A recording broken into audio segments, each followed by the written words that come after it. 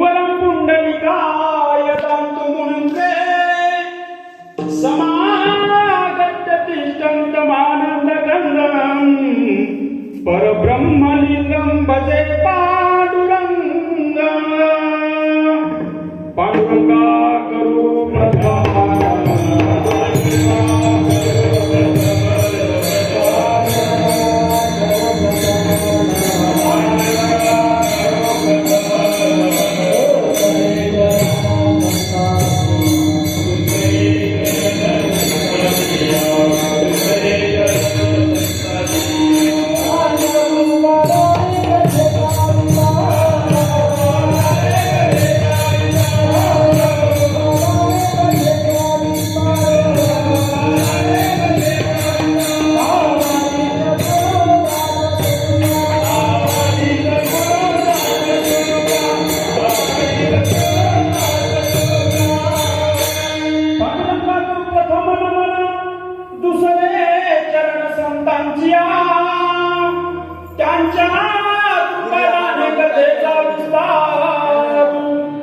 बाबाजी सद्गुरुदास तुका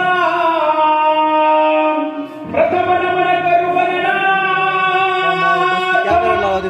उमा शंकराची आसुता चरणावर ठेवून माता साष्टांग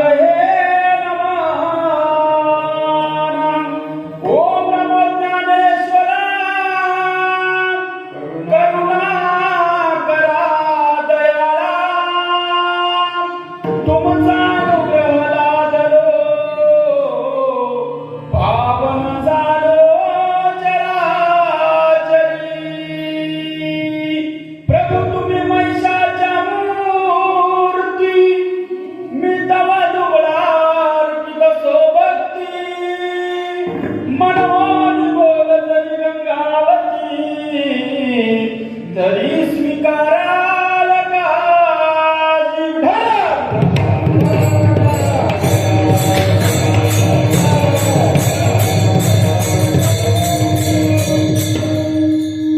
ज्यासाठी लढले शिवाजी फुले संभाजी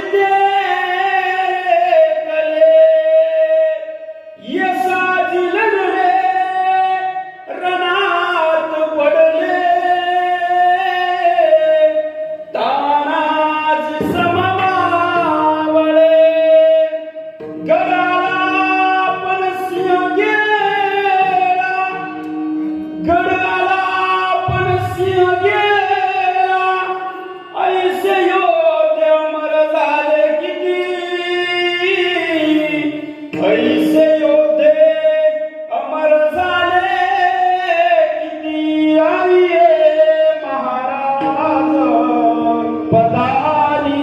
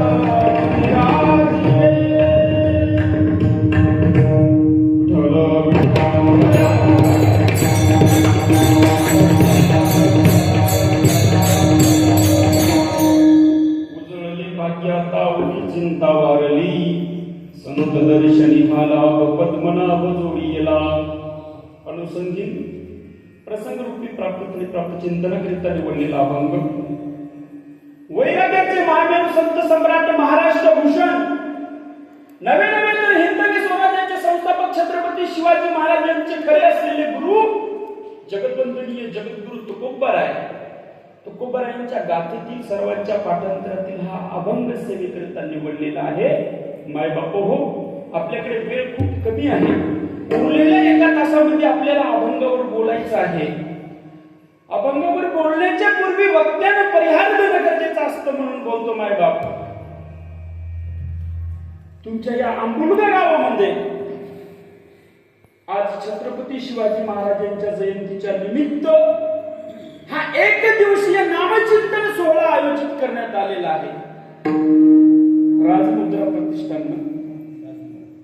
राजमुद्रा खरोखरच महाराज आज 21व्या शतकामध्ये आमच्या माणसाने एवढी प्रगती केली. आमचा माणूस कुठेतरी चंद्रावर गेलेला आम्हाला दिसतोय माय.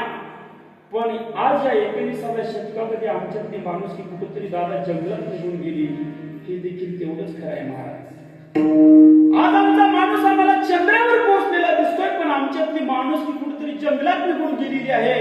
आणि अशा या जंगलात माणूस की निघून गेलेल्या काळामध्ये या तुमच्या आंबुलगा नगरीतील छत्रपती शिवाजी महाराजांच्या या मर्दमावळ्यांनी छत्रपती शिवाजी महाराजांचा जयंती अशी वेगळ्या स्वरूपात साजरा करण्याचा निर्णय घेतला.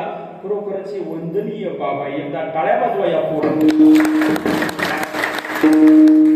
किती संकट आले माऊली, किती संकट आले. खऱ्या अर्थाने छत्रपती शिवाजी महाराजांचे मावळे तुम्ही आंबुलगा या गावातील तरुण मंडळी आहे. खऱ्या अर्थाने एवढ्या नाना प्रकारच्या संकटावर मात करून तुम्ही हा कीर्तन सोहळा या ठिकाणी आयोजित केलेला आहे. मुळात महापुरुषांची जयंती साजरी कशा पद्धतीने करावं हे सुद्धा तरुणच पोरात नाही साहेब. 20-22 वर्षाचेच पोर आहेत ना हे. आज बघतोय आम्ही महाराष्ट्रभर फिरतोय महाराज. प्रत्येक ठिकाणी कीर्तन आयोजित करण्यात आलेले आहेत बरं का, नाही असं नाही. पण तुमच्या गावामध्ये शिवजयंती साजरी करताना फक्त कीर्तनच आयोजित करण्यात आलेलं आहे. इतर ठिकाणी आमच्या कीर्तनाच्या अगोदर डॉल्बी डीजे वाजवलेला आहे. कोणतं डीजे? डॉल्बी डीजे वाजवलेला आहे. अरे जे महापुरुष वाचून मोठे होतात त्यांची जयंती जर आम्ही नाचून साजरी करत असाल ना, तो तुमच्या जिंदगानीवर विठ्ठल.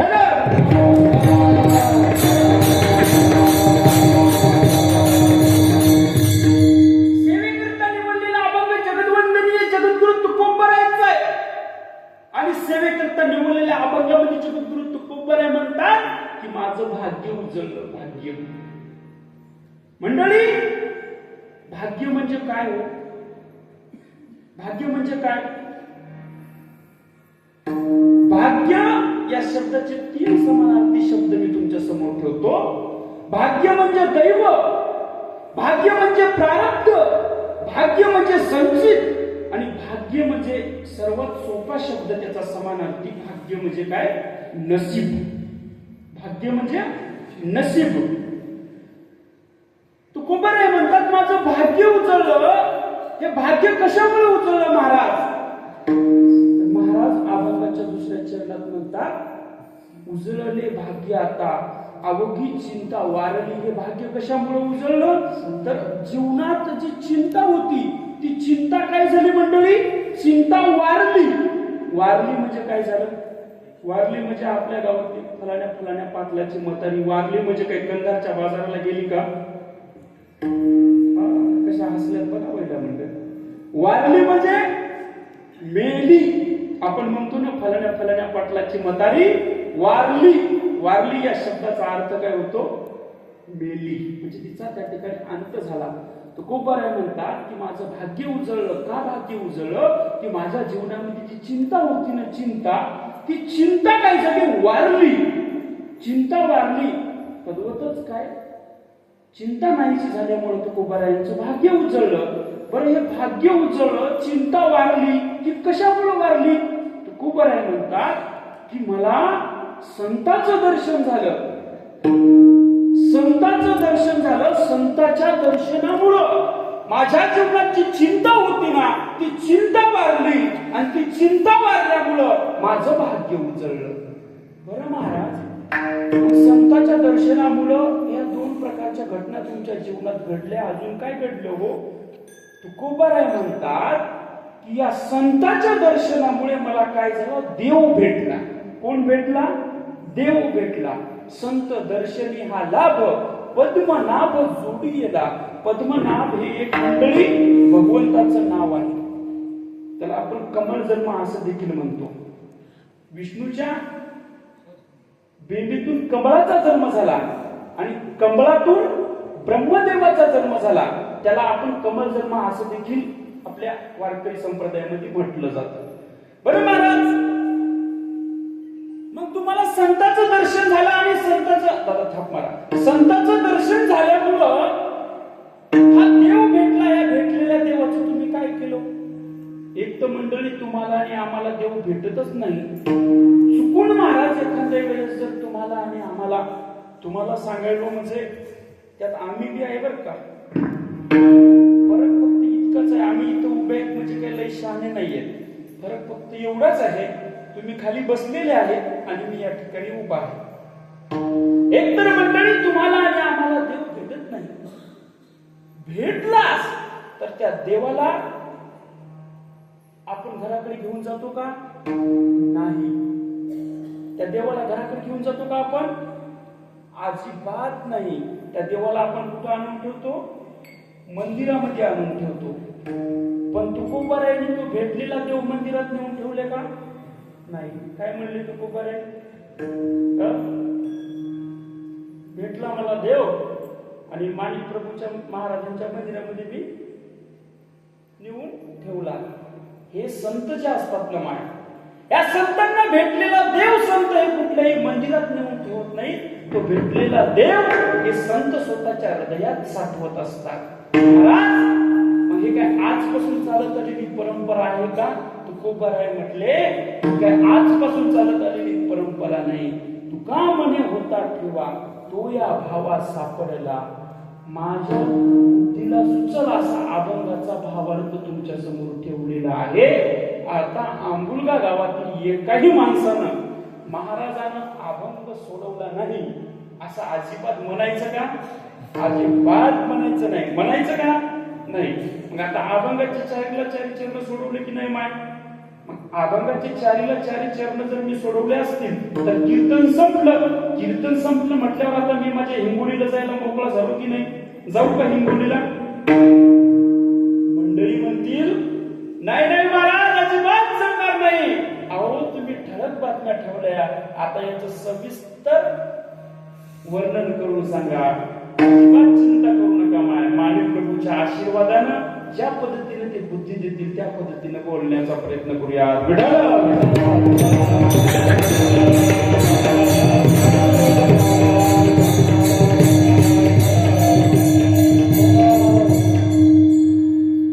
छत्रपती शिवाजी महाराजांच्या जयंती निमित्त सुंदर असा सोहळा या ठिकाणी तुम्ही आयोजित केला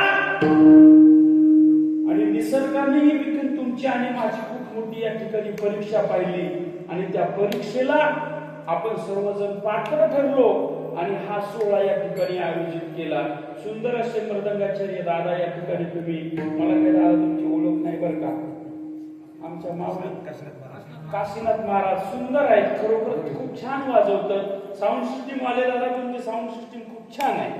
पण झाला प्रॉब्लेम असा, आता हे इथं आवाज हे होतोय त्याला पर्याय नाही काय, आता ही तांत्रिक अडचण आहे. भजनी मंडळीला आमच्या तुम्ही 200-300 रुपये किंवा 400-1000 रुपये कमी द्या ठरलेल्यापेक्षा, पण आवाज चांगले द्या.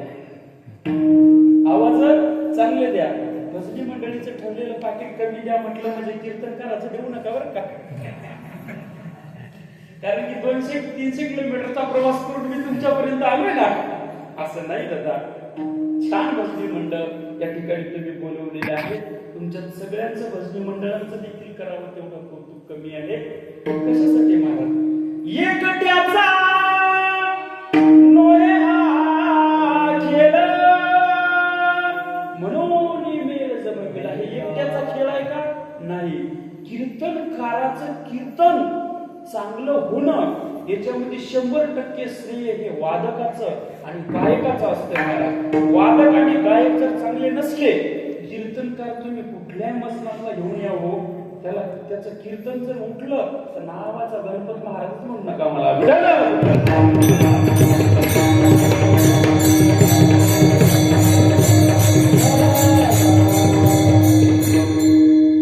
आज सेवेकरतांनी बोललेल्या अभंगामध्ये जगद्गुरु तुकोबाराय म्हणतात, माझं भाग्य उजळलं, भाग्य उजळलं.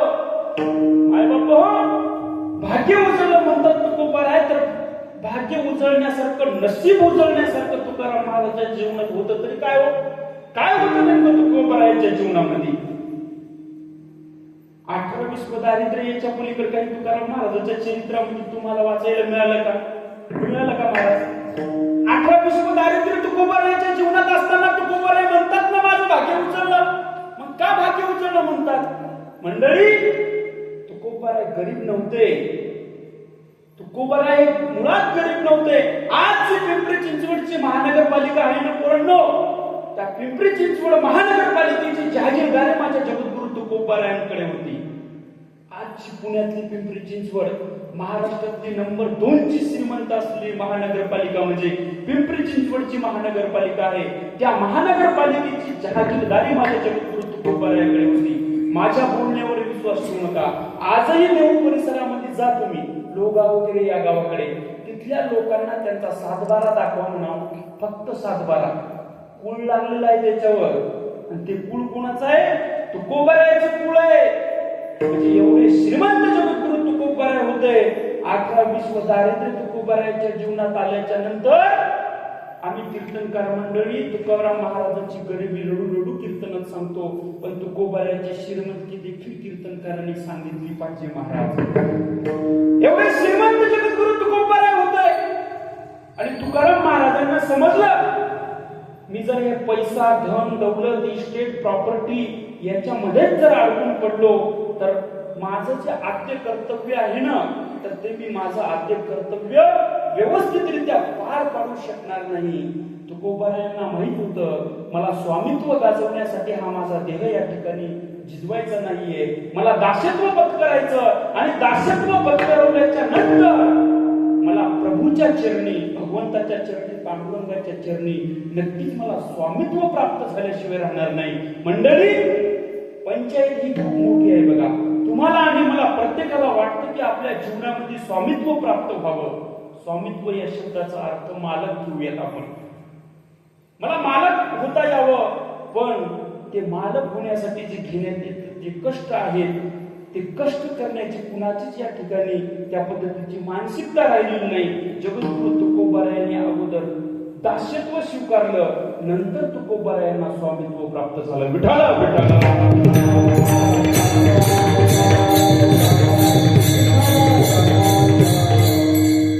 एवढ्या उंचीचे जगद्गुरु तुकोबारायांना वाटलं, ही जी संपत्ती आहे ना, ही जी प्रॉपर्टी आहे ना, माझी परमार्थामध्ये मला अडथळा येणार आहे. तुकोबारायांनी ज्या कर्ज खात्याच्या ज्या वह्या होत्या ना, त्या संपूर्ण वह्या गाडीमध्ये भरल्या आणि इंद्रायणीच्या डोहामध्ये नेऊन जगद्गुरु तुकोबारायांनी त्या वह्या बुडवल्या.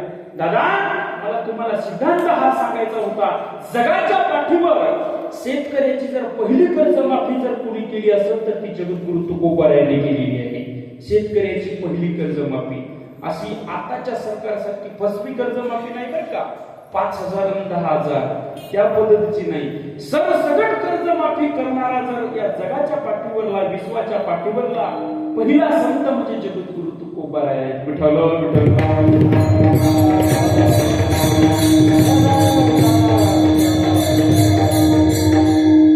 मंडळी, कालमानानुसार, वेळमानानुसार दिवस बदलले आणि बदलत्या दिवसानंतर तुकोबारायच्या जीवनामध्ये 18-20 दारिद्र्य आलं.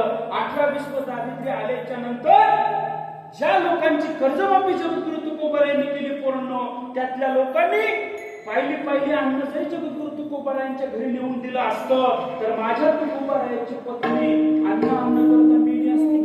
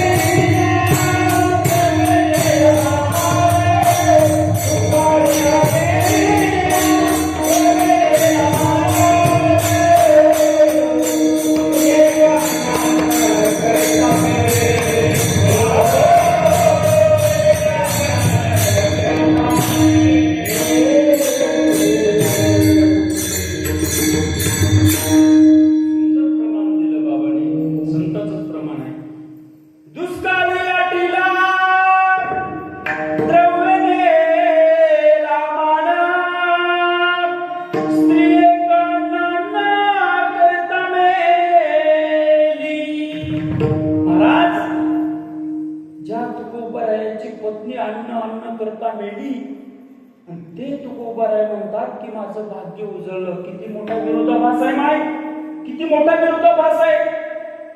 अन्न करता पत्नी ज्याची मेली ते जर म्हणत असेल माझं भाग्य उजळलं, माझं नशीब उजळलं, माझं प्रारब्ध उजळलं, माझं संचित उजळलं, तर किती मोठा विरोध आहे हा, किती मोठा विरोधाभास आहे.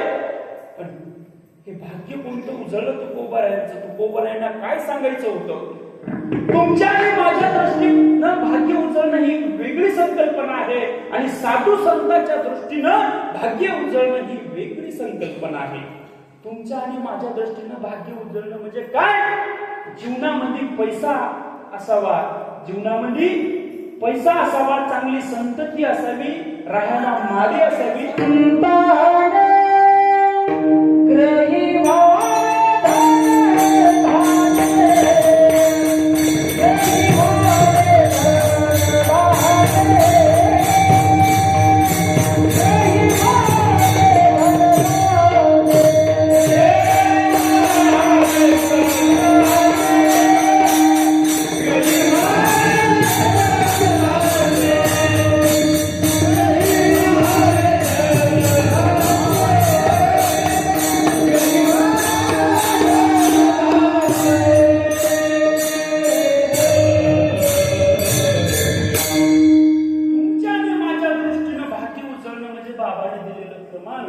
वाढावे संतान, ग्रही व्हावे.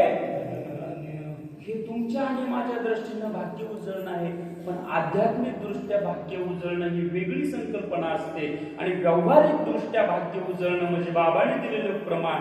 मला सांगा, सहज बोलता बोलता माय आपण सहज गावात दैनंदिन जीवन जगत असताना एखाद्या मुलीला जर चांगला नवरा जर मिळाला तर त्या मुलीची आई काय म्हणते? महाराज महाराज माझं भाग्य उजळलं हो, मला एवढा छान एवढा सुंदर जावई मिळाला.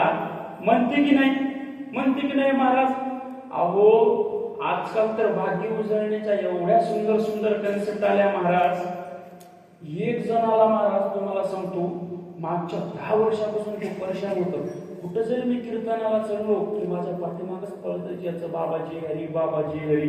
मी म्हणायचं नेमकं तुझं प्रेम माझं तू तरी कशासाठी आलं? आजकाल महाराजांवर लोकांचं प्रेम होतो कशासाठी आले हे महाराज लोकांनी विचारलं पाहिजे ना महाराज. मी त्याला म्हटलो की एवढं प्रेम नेमकं तुझं माझ्यावर होतं कशासाठी आलं? काहीच नाही म्हणे महाराज, तुम्ही भना भना भना भना पुत्र्यासारखे महाराष्ट्रभर फिरता. काय म्हणे? भना भना भना भना पुत्र्यासारखे महाराष्ट्रभर फिरता, काय बी करा म्हणे महाराज, मला सोयरी गाणा. काय म्हणे? सोयरी गाणा. मी म्हणलो दादा तुझं रनिंग वय किती आहे?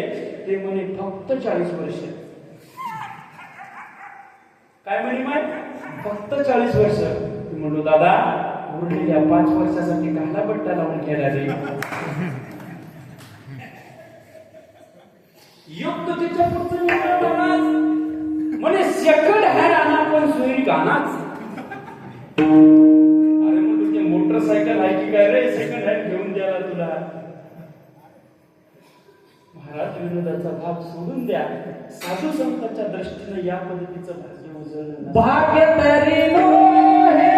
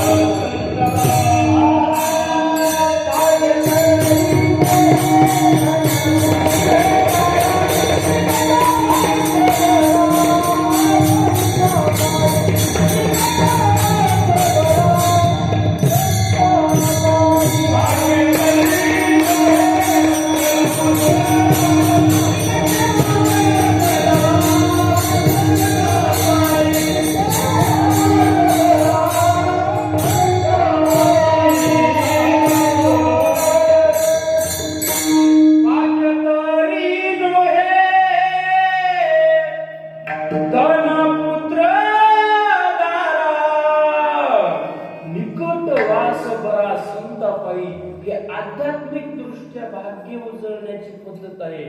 ज्या अर्थी महाराज तुम्ही प्रमाण देताय त्या अर्थी मला आता असं वाटायला लागलं की मी अभंगावरच बोलायला लागलो. आता बैठकीत विषय झाला ना, बाबांनी सांगितलं ना आपल्याला, महाराज खरोखरच खूप मोठी शोभांतिका आहे. लोक एका तासाच्या आम्हाला 10-10, 20-20 हजार रुपये द्यायला लागले. महाराज कशासाठी द्यायला लागले? महाराजांनी अभंगावर बोलावं म्हणून द्यायला लागले काय? महाराजांना येऊन दुसऱ्या तुम्हाला चिलम्या गप्पा हाणावं म्हणून द्यायला लागले? अभंगावर बोलावं म्हणून द्यायला लागले ना. पण आमचे असे महाराज लोक आता न बोललेलं बरं आहे. महाराज 2 तास झाले तरी महाराजांचा ना अभंगाचा पत्ताच लागत नाही. त्याचे म्हणजे ते क्रॉसिंगच होत नाही. नुसतं नावाला अभंग घेते. ज्या अर्थी तुम्हाला प्रमाण तुम्ही देताय त्या अर्थी आता मला वाटायला लागलं की खरंच मी अभंगावर बोलायला लागलो.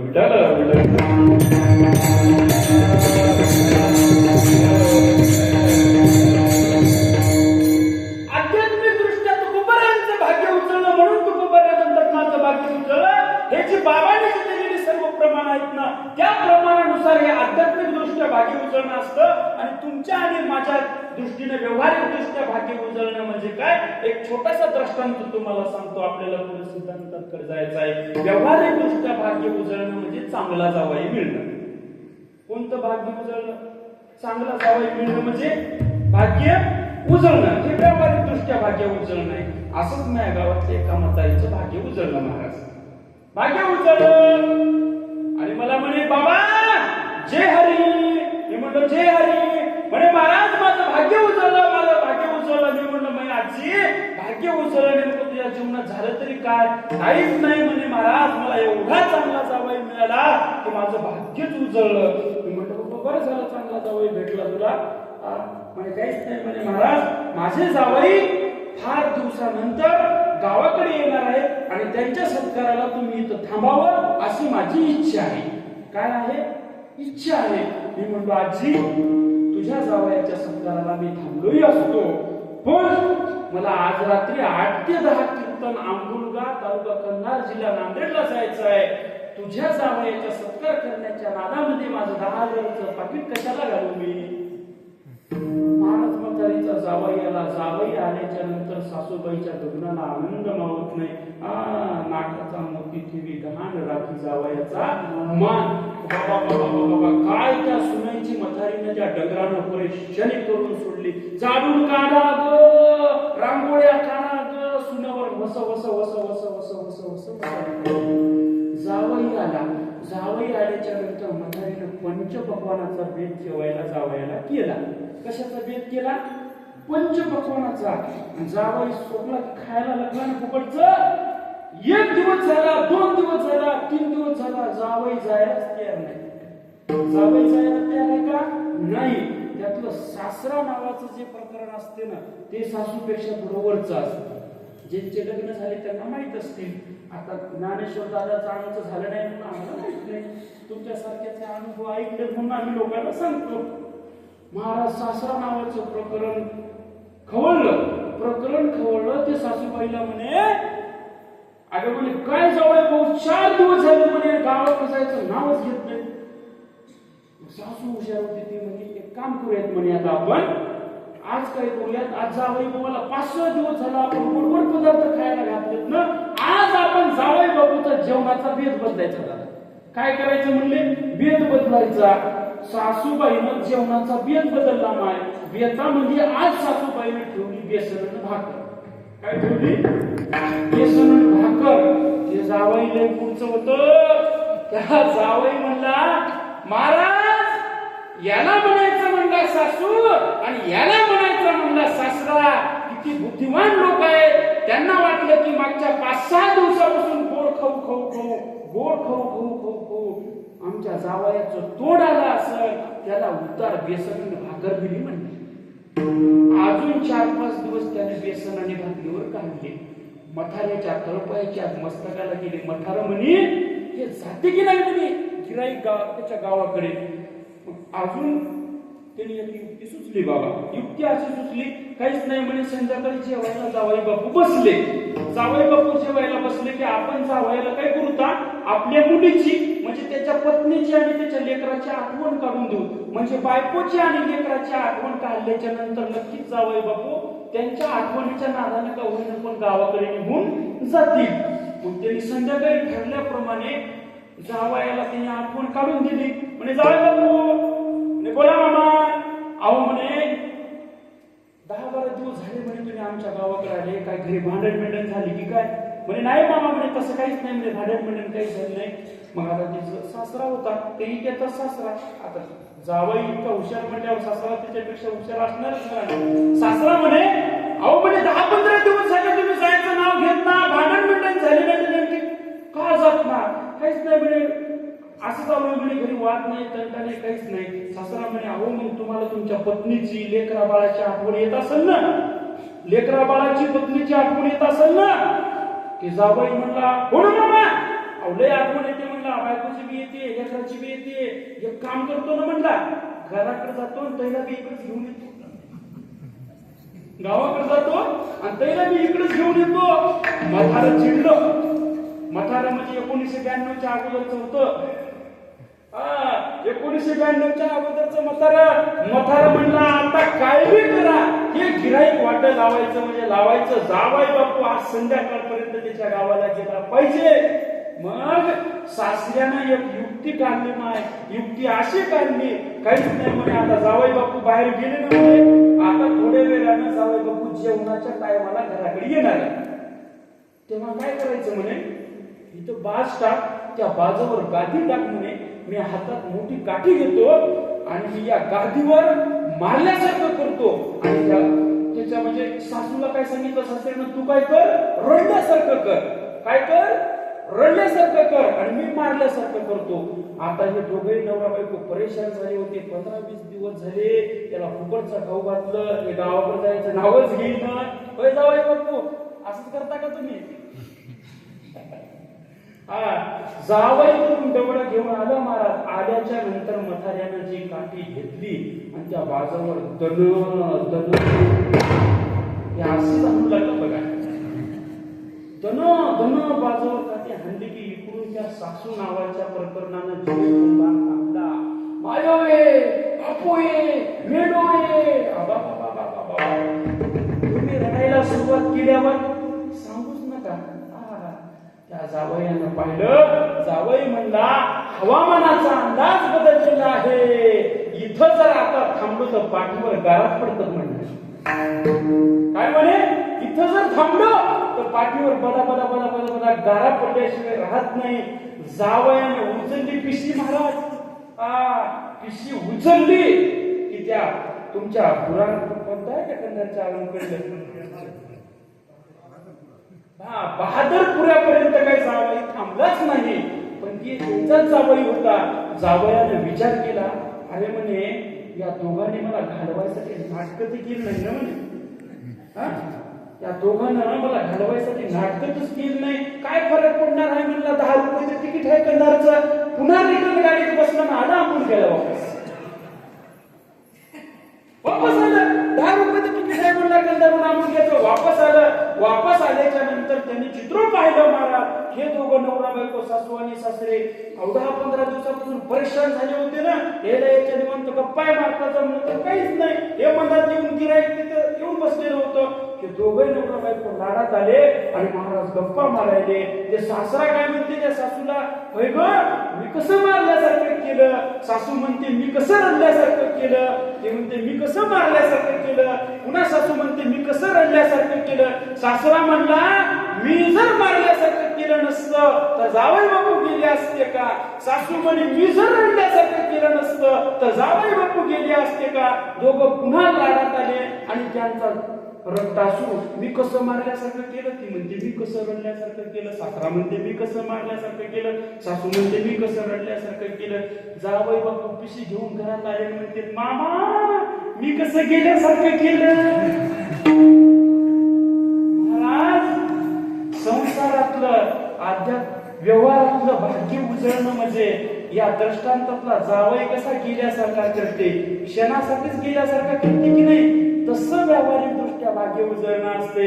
आध्यात्मिक दृष्ट्या तुकोबारायचं भाग्य उजळलं. काय भाग्य उजळलं. तुकोबाराय म्हणते माझ्या जीवनात संतांची चिंता होती ना ती चिंता वाढली. चिंता वाढल्यामुळं काय झालं, माझं भाग्य उजळलं. त्या अभंगाचं पहिलं चरण.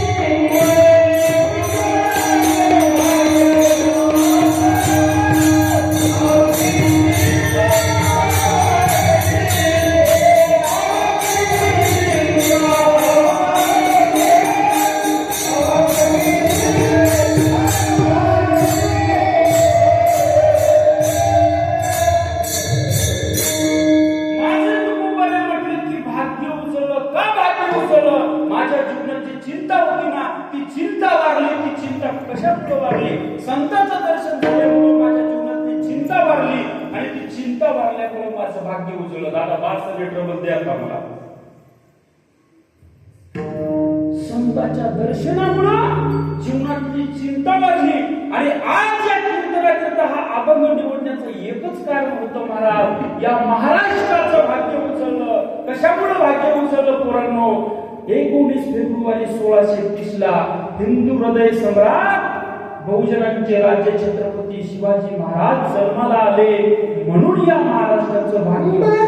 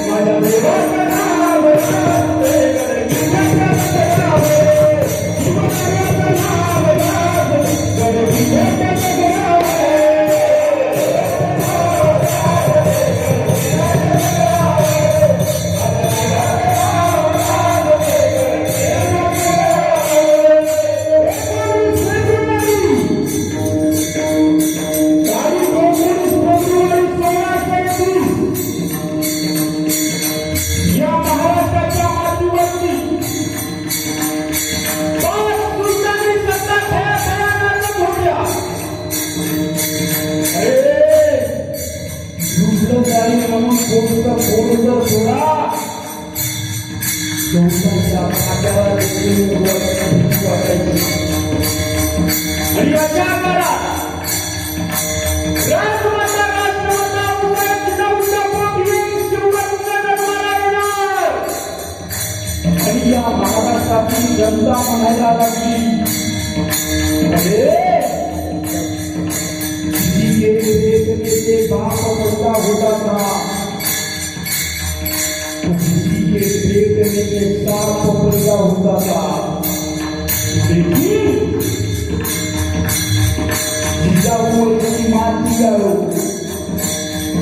जिसके पेट में बापों के बाप छत्रपति शिवाजी महाराज पैदा हुए थे. हे तुझे वचन पासाई मां वचन तुझे तुझे वचन पासाई मां वचन तुझे धर्मा जागे सुंदरा जागे सारी माता शिवरा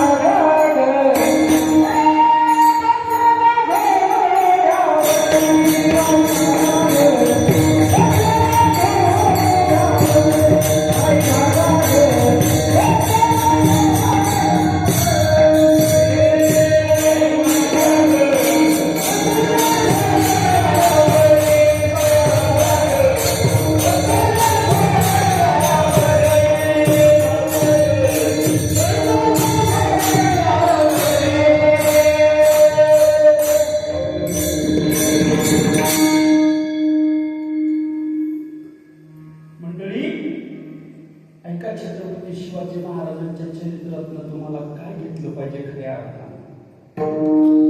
कुणाचा जन्म कुणाला काय देऊन गेला, कुणाचा जन्म कुणाला काय देऊन गेला. छत्रपती शिवाजी महाराजांचा जन्म आम्हाला हे स्वराज्य देऊन गेला, आम्हाला हे स्वराज्य देऊन गेला. म्हणून छत्रपती शिवाजी महाराजांचा आदर्श जर पोरांनो घ्यायचा असेल तर छत्रपती शिवाजी महाराजांचा आदर्श एकच घ्या, ते म्हणजे स्त्रियांचा आदर.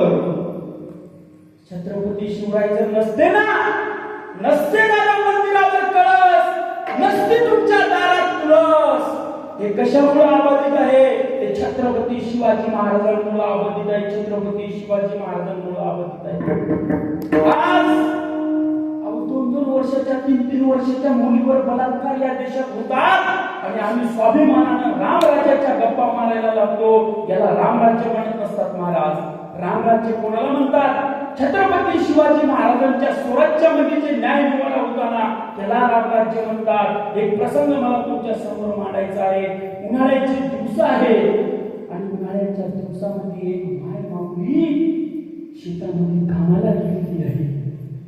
शेतात कामाला गेलेल्या माय माऊलीवरती त्या रांजे गावच्या एका रांजेच्या नावाच्या पाटलांनी एका माय माऊलीवर वाईट नजर टाकली आणि त्या माय माऊलीवर अन्याय अत्याचार केला.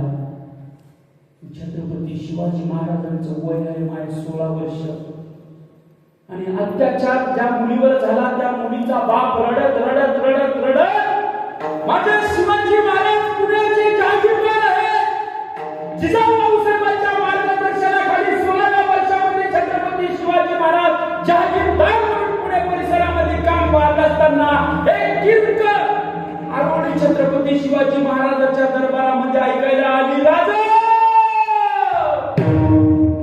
राजा वाचवा, आम्ही बर्बाद झालो, आम्ही लुटलो, आम्हाला वाचवा राजा, आम्हाला वाचवा राजा, आम्हाला वाचवा राजा.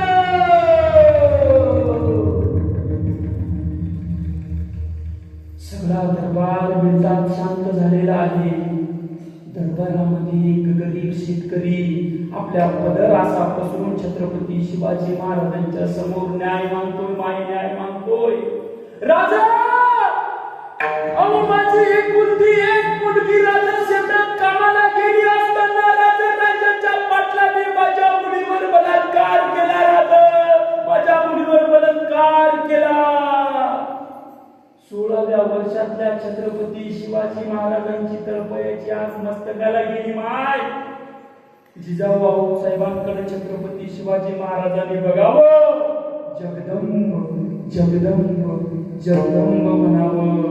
दादा, अरे 16व्या वर्षात छत्रपती शिवाजी महाराजांनी न्याय दिला. ऐका, वय वर्ष 16 असणारा हा राजा, बहुजनांचा राजा, हिंदूंचा राजा छत्रपती शिवाजी महाराज न्यायनिवाडा करतो आणि त्या राजाच्या पाटलाचा चौरंग करून रस्त्यावर त्या राजाच्या पाटलाला उभं करतो.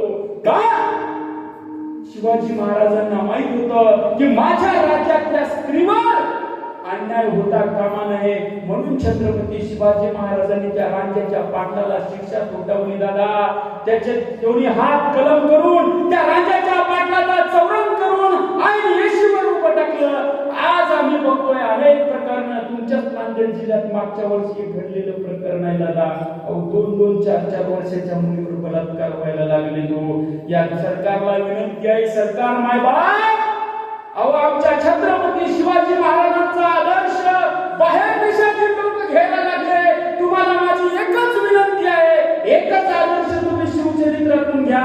या देशामध्ये बलात्कार करणाऱ्याला शिक्षा माझ्या स्वराज्याची छत्रपती शिवाजी महाराजांनी दिली ना, ती शिक्षा जर आजच्या सरकारनं त्या बलात्काराला जर दिली ना, तर या देशातल्या या पवित्र हिंदू धर्मातल्या स्त्रीच्या केसालाही धक्का लागणार नाही. महाराज, केसालाही धक्का लागणार नाही.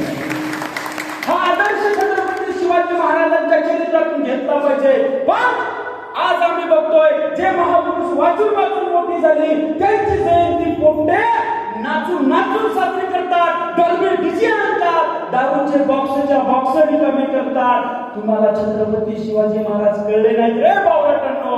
छत्रपती शिवाजी महाराजांचा खरा आदर्श म्हणजे हे आंबुळगा गावातील राजमुद्रा प्रतिष्ठान आहे. हे छत्रपती शिवाजी महाराजांचे खरे मावळे आहेत. या पद्धतीची शिवजयंती साजरी करा ना तुम्ही. अरे, गाडीचं सायलेन्सर काय वाजवता, शिवालयांसारखी दाढी का वाढवता आणि धाब्यावर जाऊन जर जेवण करत असाल, धाब्यावर जाऊन जर तुम्ही दारू पित असताल, तर तुम्ही शिवाजी महाराजांचे मावळे होऊ शकत नाही. छत्रपतीच्या सुरेमरदान, छत्रपतीच्या सुरेमरदान, देवा जगाची मान, देवा जगाची मान,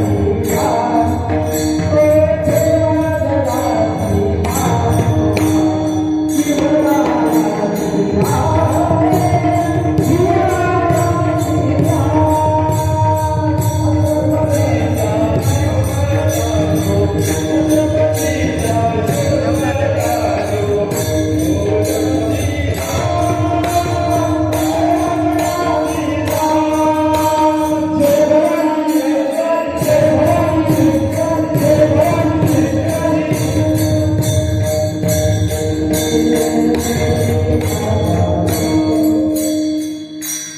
शिवरायाची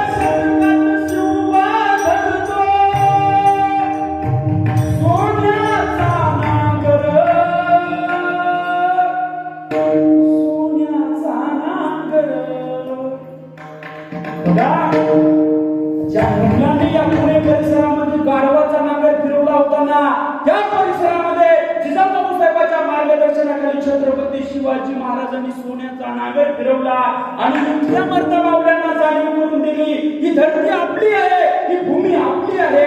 आपल्याच देशात, आपल्याच भूमीत, आपल्याच मातीत जर आपल्याच माणसावर अन्याय होत असेल तर तुमचं रक्त का खाऊ नाही याची जाणीव छत्रपती शिवाजी महाराजांनी त्या काळात त्या मावळ्यांना करून दिली. वय वर्ष किती? 16. किती वय वर्ष? 16. आज 16व्या वर्षातले पोरं काय करतात दादा? तरुणांची व्याख्या सांगायची का तुम्हाला? मी महाराष्ट्रभर मोठ्या कार्यक्रमामध्ये सांगत असतो, तरुणांची व्याख्या या पद्धतीची आहे. तरुण संदेशराव सकाळी निघतात घरून आणि संध्याकाळी आणावं लागतात महाराज 4 चौघाला धरून. त्यालाच म्हणावं भारतीय तरुण. एवढी वाईट परिस्थिती झाली.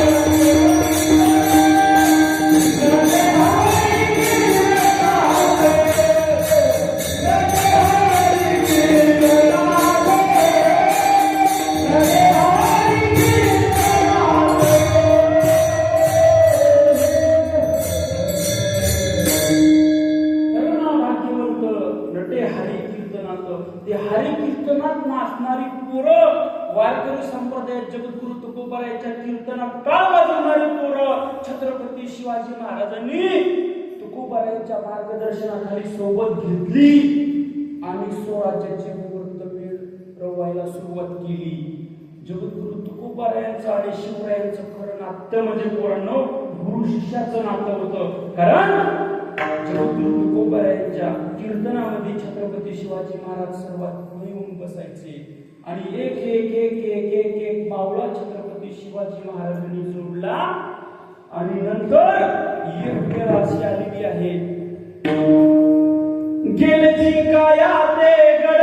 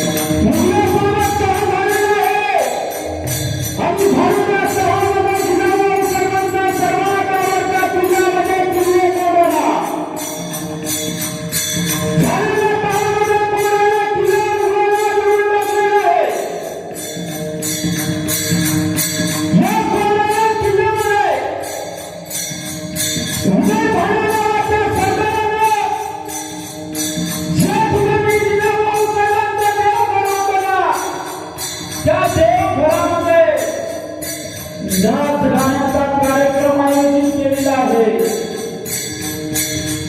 ही बातमी जेव्हा जिजाऊसाहेबांच्या कानावर आली, जिजाऊसाहेबांनी छत्रपती शिवाजी महाराजांना म्हणाला, शिवबा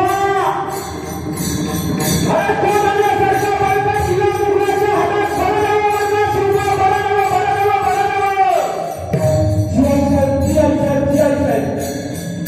कोण आला तिला हा समाचार झाला पाहिजे,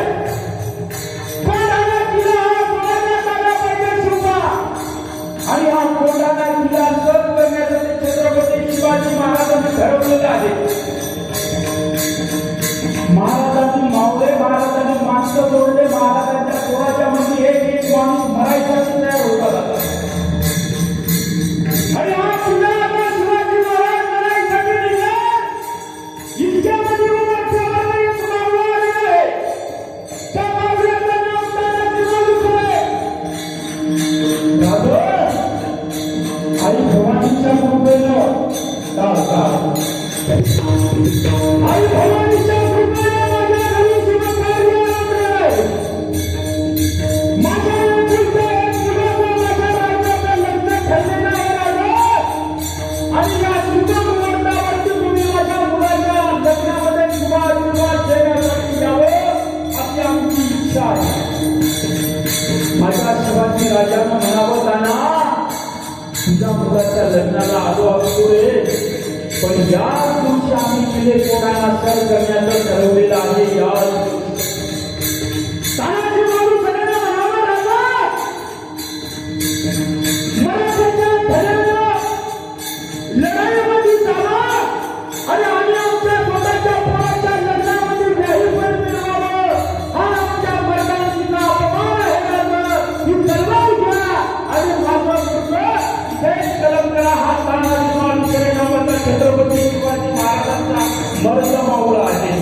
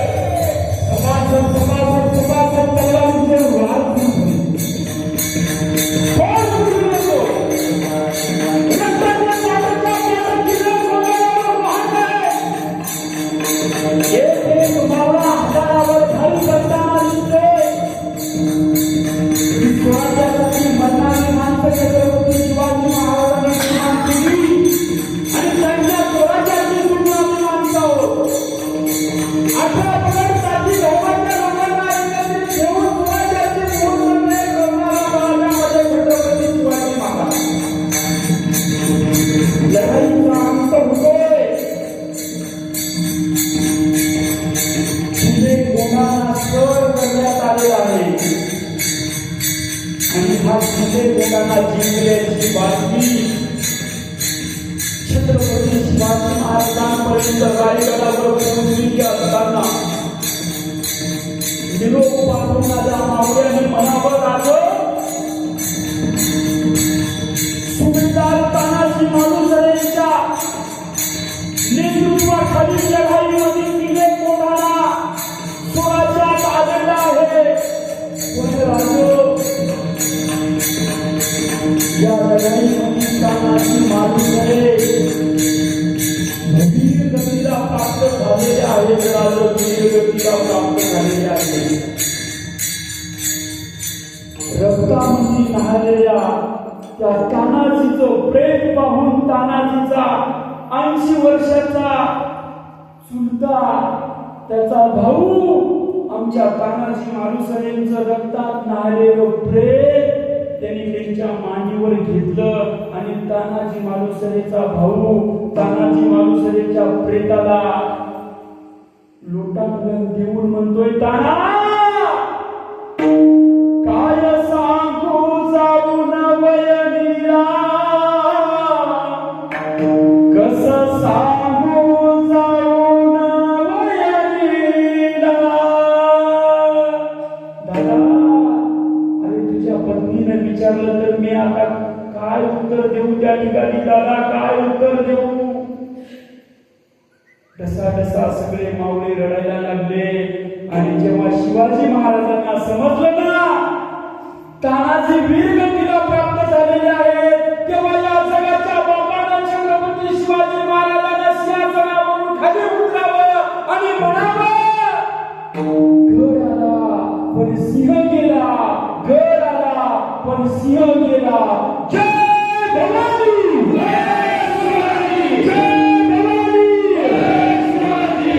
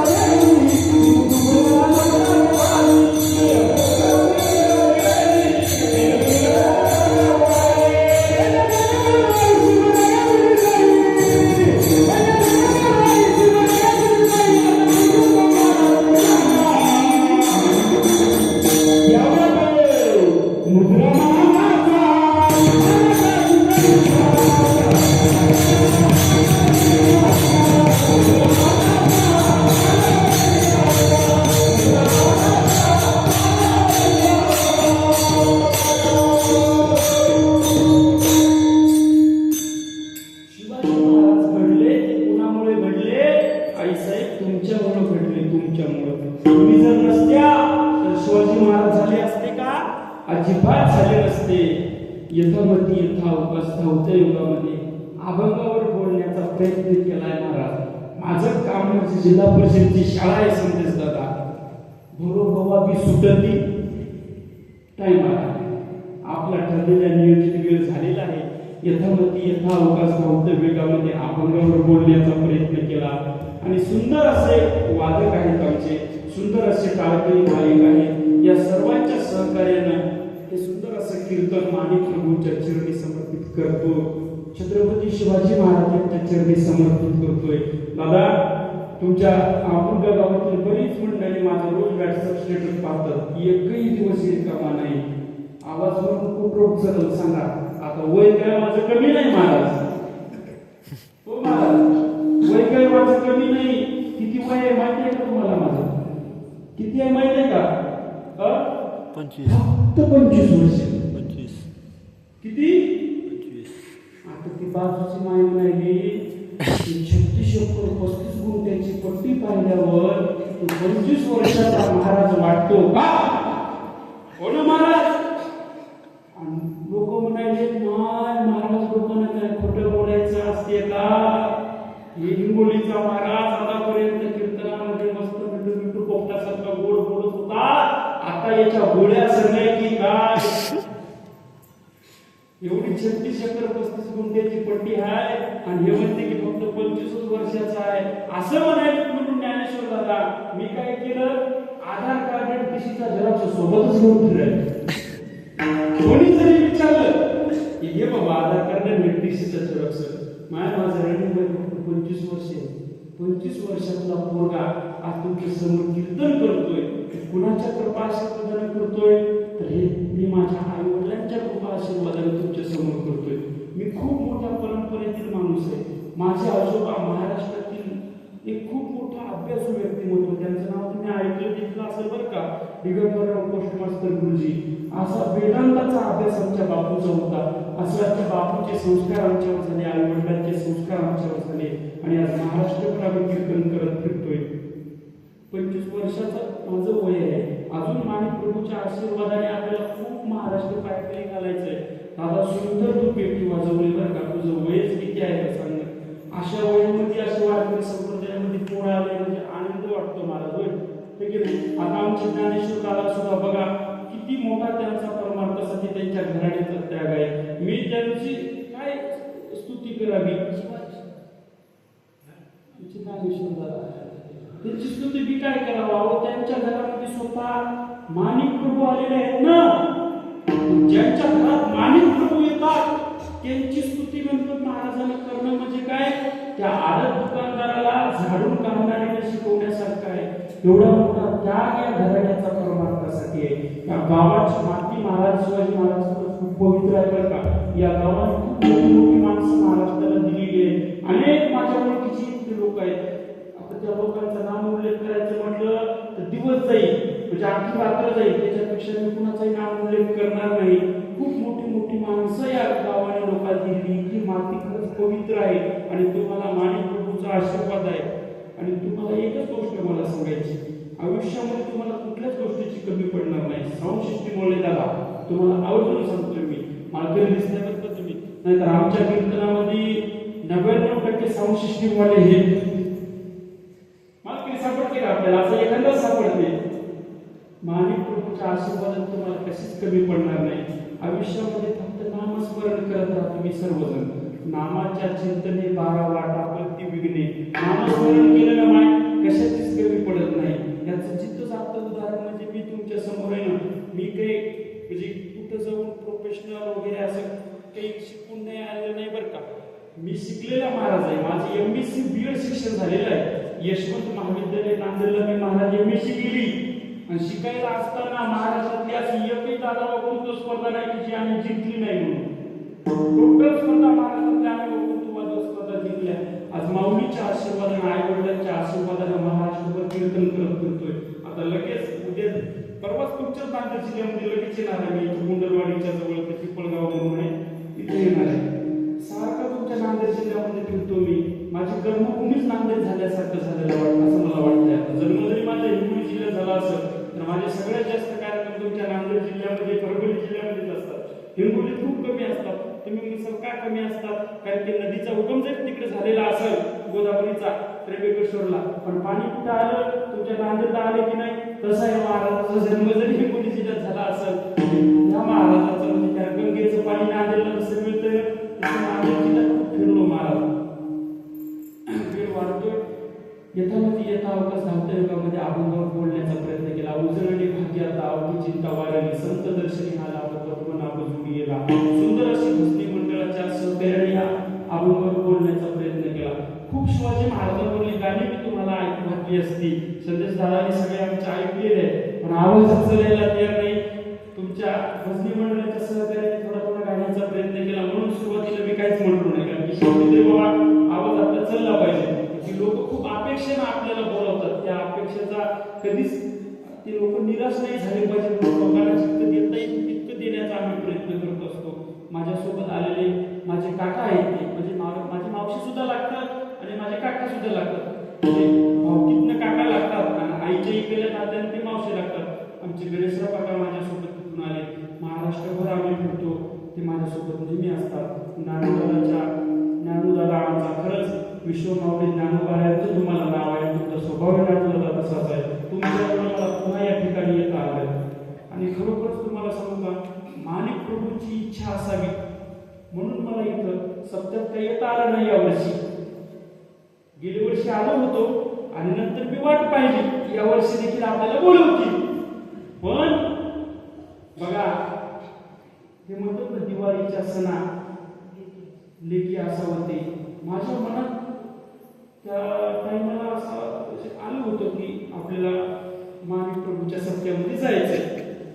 पण तुम्ही काय त्यावेळेला बोलवलं नाही किंवा माझ्या तारखा भूक असतील मनात, त्यामुळे येता आलं नाही. पण माझ्या मनात आलेली जी इच्छा होती, जी संकल्पना होती, ती माणिक प्रभूला पूर्ण करून घ्यायची होती. म्हणूनच की काय, कीर्तनाच्या वेळेला त्या ठिकाणी म्हणजे तुम्ही दोनदा साऊंड सिस्टीम लावायली. ते माणिक प्रभू म्हणत असतील, पोरांनो, अरे त्या महाराजांची इच्छा होती दैव सेवा करण्याची, तुम्ही त्या महाराजाला माझ्या दरबारात सेवा करायला बोलवलं नाही. पण आजची सेवा माझ्याच दरबारात होणार आहे. तुम्ही कितीदा मी साऊंड सिस्टीम त्या ठिकाणी लावा, तुम्ही लावते की मी पाणी मारतो. महाराज येते 3दा साऊंड सिस्टीम लावली, तिथं पाणी आले की लगेच काढून घ्या.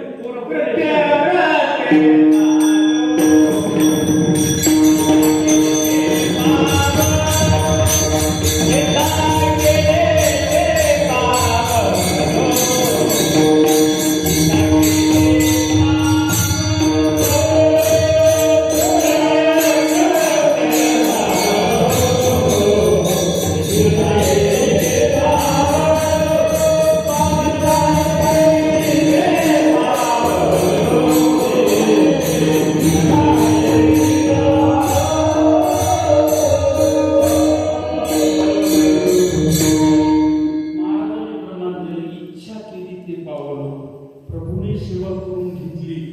झालेली सेवा प्रभूच्या चरणावर समर्पित करून, संपूर्ण गावकऱ्यांच्या चरणावर समर्पित करून, भजनी मंडळ वादकांच्या चरणावर समर्पित करून सेवेला या ठिकाणी ज्ञानेश्वर